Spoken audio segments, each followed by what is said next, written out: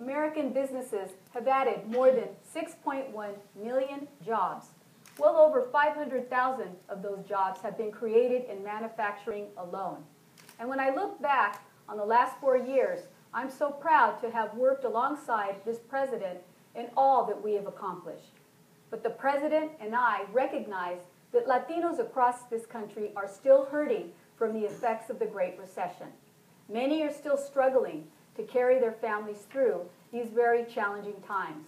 We still have so much to do, particularly when we look at the potential for comprehensive immigration reform and how this can contribute to an economic boom for the country.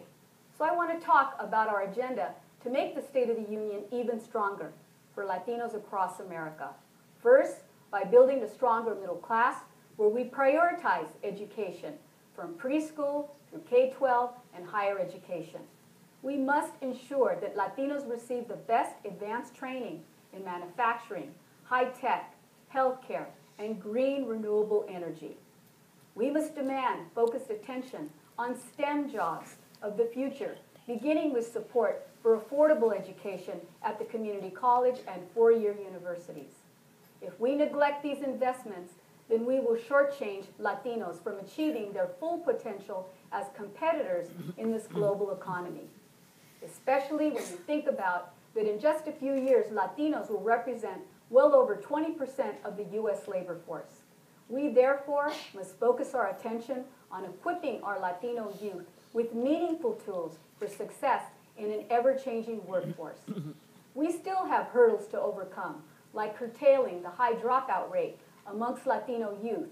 1 in 4 American-born Latinos drops out of high school, and 1 in 2 Latinos born outside of the U.S. doesn't finish high school.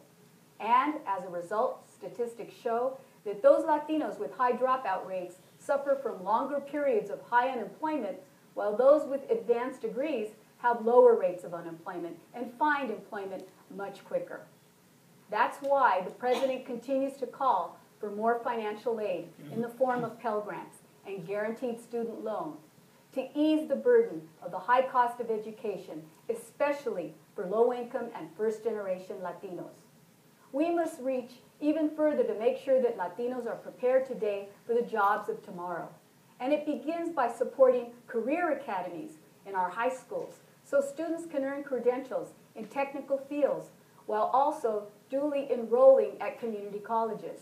This emphasis will provide more employment opportunities and career choices that can sustain families. This model is used in Germany and in other U.S. schools and has kept them competitive globally in major markets. The president, as you know, is promoting our advancement in high-growth industries like in healthcare, advanced manufacturing, renewable energy. No wonder we currently see trends in green jobs showing better paying salaries upwards of 16% higher than other medium-paying jobs. And in the last few years, well over 3.1 million jobs have been created in the green job sector. In fact, green jobs are found in manufacturing, farming, transportation, construction, and sanitation. What this means is that Latinos certainly have a good chance of landing these green jobs, since we're already well represented in these industries.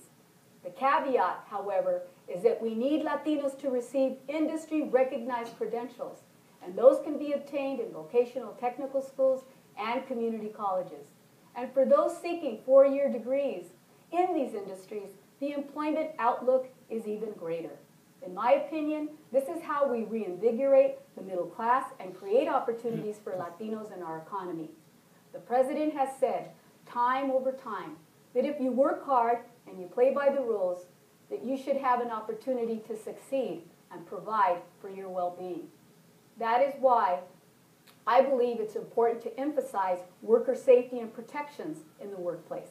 Any discussion about strengthening the middle class has to include the dignity and respect of all workers. As former labor secretary, I made worker protection one of my top priorities. We must not go back on this during this next term. The Department of Labor established several memorandum of understanding with Mexico, Costa Rica, the Dominican Republic, Guatemala, and the Nicaraguan embassies.